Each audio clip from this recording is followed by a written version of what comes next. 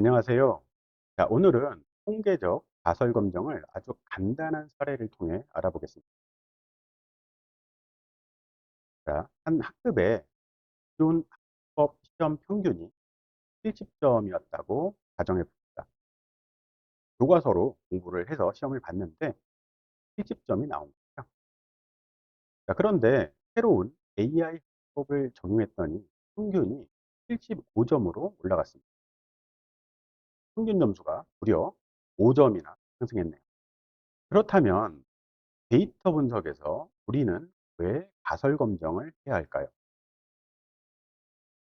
앞에서 평균 점수가 70점에서 75점으로 5점 올랐다는 차이를 확인했습니다.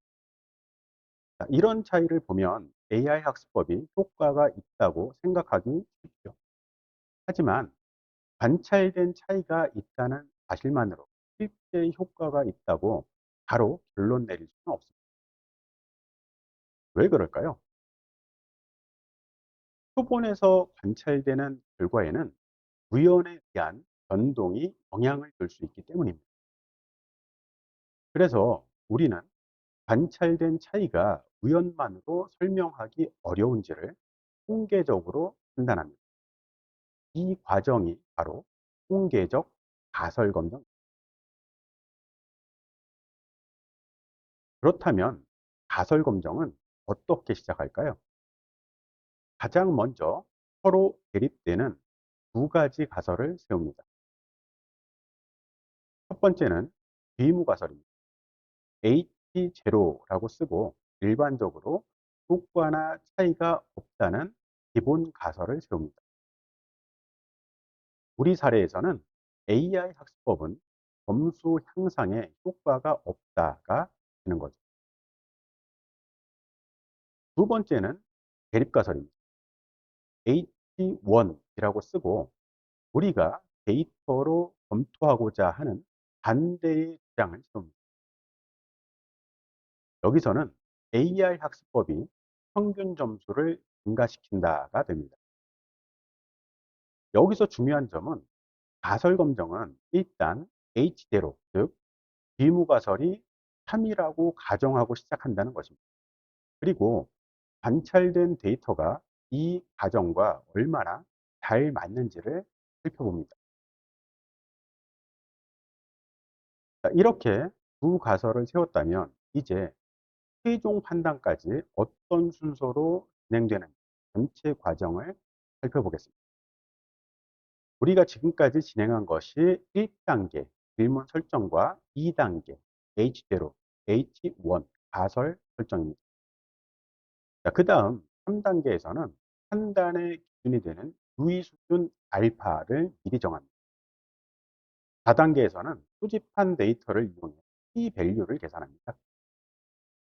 마지막으로 p-밸류와 알파를 비교해서 출발점이었던 비무가설 H0를 기각할지 판단합니다. 전체 흐름에서 특히 중요한 것이 바로 유의 수준 알파와 p-밸류입니다. 이 두 가지가 무엇을 의미하는지는 다음 장에서 자세히 다뤄보도록 하겠습니다. 자, 그렇다면 유의 수준 알파는 어떤 기준이고 p-밸류는 무엇을 의미할까요? 가설 검정에서 가장 중요한 두 개념을 알아보겠습니다. 먼저 유의 수준 알파는 위무가설을 기각할지를 판단하기 위해 분석 전에 미리 정해두는 기준선입니다. 일반적으로 0.05, 즉 5%를 많이 사용합니다. 중요한 것은 데이터를 본 다음 정하는 것이 아니라 판단의 기준으로 미리 정해둔다는 점이죠. 다음은 p-밸류입니다. 쉽게 말하면 H0라는 가정 아래서 현재 데이터가 얼마나 이례적인지를 나타내는 것이라고 할 수 있습니다. 정확히는 비무가설 H0가 3이라고 가정했을 때 현재 관측된 결과만큼 또는 그보다 더 극단적인 결과가 나타날 확률입니다. 여기서 꼭 주의할 점이 있습니다. P-밸류가 0.03이라고 해서 비무가설이 참일 확률이 3%다라는 뜻은 아닙니다. P-밸류는 비무가설이 참일 확률이 아니죠. 정리하면 알파는 분석 전에 미리 정해두는 판단 기준선이고, P-밸류는 H제로가 3이라는 가정 아래 현재 데이터가 얼마나 이례적인지를 나타내는 겁니다. 자, 이제 실제 숫자를 적용해 보겠습니다.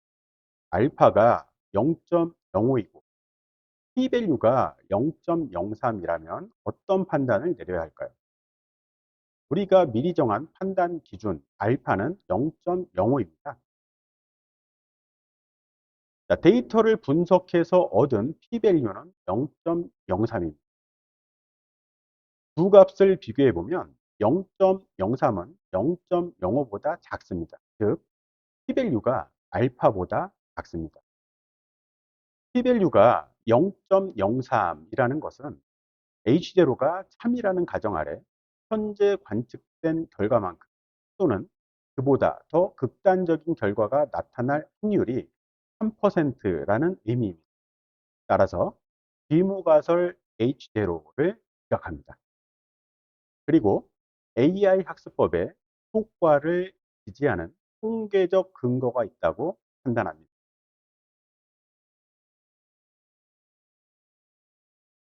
그렇다면 P-밸류가 0.05보다 작게 나왔으니 AI 학습법은 무조건 좋은 학습법이라고 결론 내려도 될까요?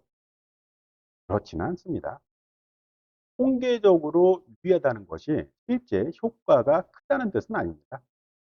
예를 들어 표본이 매우 큰 경우에는 조건에 따라 아주 작은 차이도 통계적으로 유의하게 나타날 수 있습니다. 가령 평균 점수가 0.1점 높아졌는데 P-밸류가 0.05보다 작다고 생각해 봅시다. 통계적으로는 유의할 수 있죠.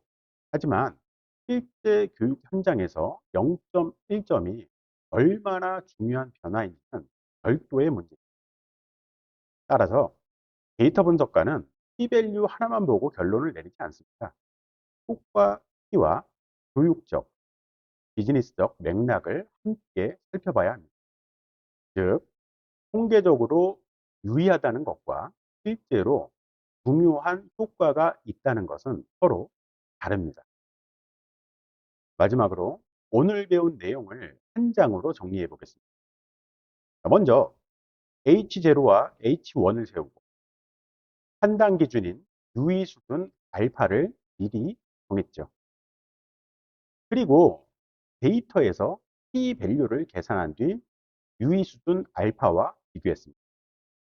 P-밸류가 알파보다 작으면 비무가설 H0를 지각했습니다. 결국 가설 검정은 관찰된 데이터가 우연만으로 설명하기 어려운지를 통계적으로 판단하는 과정입니다. 오늘 수업은 여기서 마치겠습니다. 감사합니다.